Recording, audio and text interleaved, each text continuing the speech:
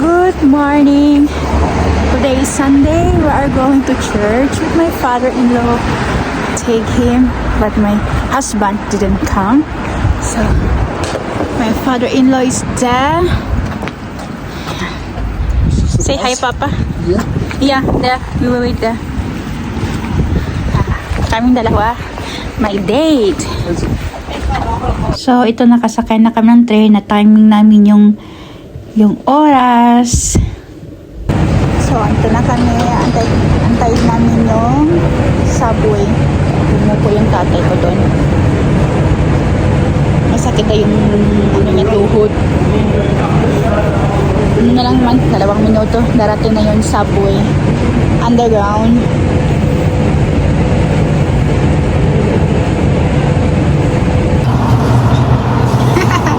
More videos, more pictures. Blessed Sunday everyone. So andito na nga kami, bumaba na kami sa subway. Naglalakad na kami papuntang church. So, ang saya-saya ko talaga na sumama siya. Siya mismo ang nagsabi sa akin na sasama siya.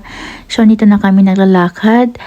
Yung una, nahiya ako, baka sabihin nila na asawa ko ay matanda. Pero ang saya-saya ko na yun, nakita niya kung saan ako pumunta tuwing Domingo at alam niya kung ano ang ginagawa ko. So I'm so blessed na sumama siya sa akin at masaya din siya na sumama. So dito ang church namin.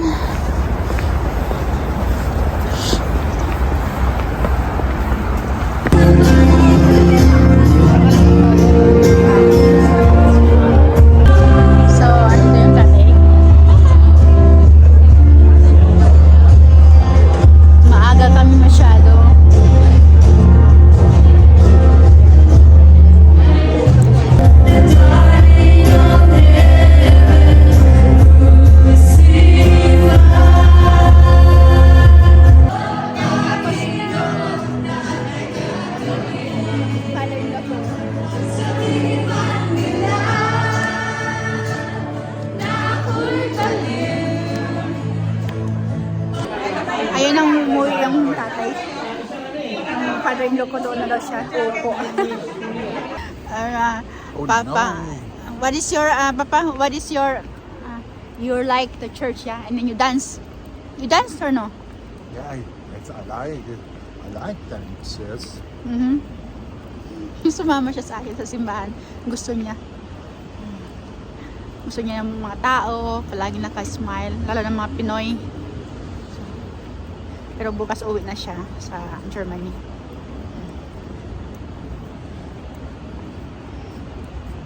So after church, we decided to eat dinner. Dito kami sa restaurant.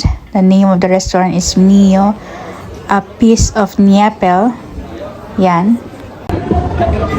Ito po yung asawa ko. Gwapo yan. Yan po ang tatay.